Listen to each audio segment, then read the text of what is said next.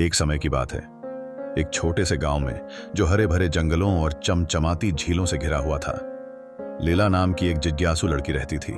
15 साल की लीला के पास लाल रंग के बाल थे, जो आग की तरह लहराते हुए उसकी पीठ तक गिरते थे, और उसकी आंखें हरी थीं, जैसे जंगल की काई।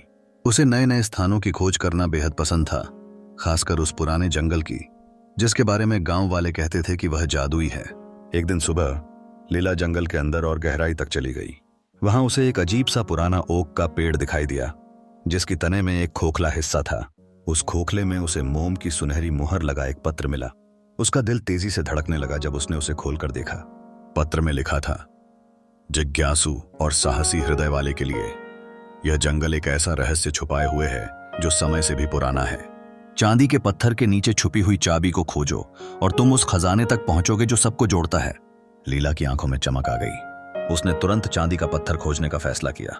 घंटों खोजने के बाद उसे एक चमचमाती धारा के पास चांदी की नसों वाला एक पत्थर मिला। पत्थर के नीचे खुदाई करते हुए उसने एक छोटी पत्ते के आकार की सुंदर चाबी निकाली।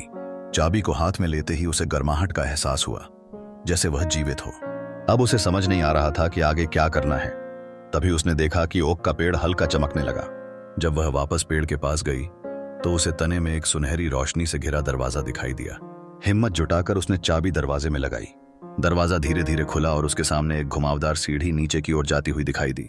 लीला ने अपने हाथ में जलती लालटेन पकड़ी और सीढ़ियों से नीचे उतरने लगी। नीचे पहुंचते ही उसने देखा कि वह एक अद्भुत कक्ष में आ गई है। चारों तरफ चमकते क्रिस्टल, प्राचीन पुस्तकें और एक झरने जैसा चांदी का पानी बह रहा था। कक्ष के बीच में एक मंच था, जिस पर एक और पत्र रखा हुआ था। पत्र में लिखा था, प्रिय लीला, तुमने खुद को इस योग्य साबित किया है। यह खजाना सोना या हीरे नहीं है, बल्कि सदियों की बुद्धि और दिलों को जोड़ने की शक्ति है। इस उपहार को दुनिया के साथ साझा करो, क्योंकि अब यह तुम्हारी जिम्मेदारी है। जैसे ही लीला ने पत्र पढ़ा, चारों तरफ क्रिस्टल गुनगुनाने लगे और चांदी का पानी हलचल करने लगा। उसे अपने दिल में एक अजीब सी गर्माहट महसूस हुई, एक नया उद्देश्य। उसने वादा किया कि वह इस प्राचीन ज्ञान का उपयोग अपने गांव और दूसरों की भलाई के लिए करेगी। उस दिन से लीला अपने गांव की जान बन गई। वह बीमारों का इलाज करती, बच्चों को सिखाती और लोगों को एकजुट करती। जंगल हमेशा उस पर अपनी निगरानी रखता, अपने रहस्यों को एक साहसी लड़की के हाथों में सुरक्षित महसूस करता। इस तरह लीला की कहानी एक दंतकथा बन गई, जो पीढ़ी दर पीढ़ी सुनाई गई। साहस, खोज और हमारे भीतर छुपे जादू की कहानी।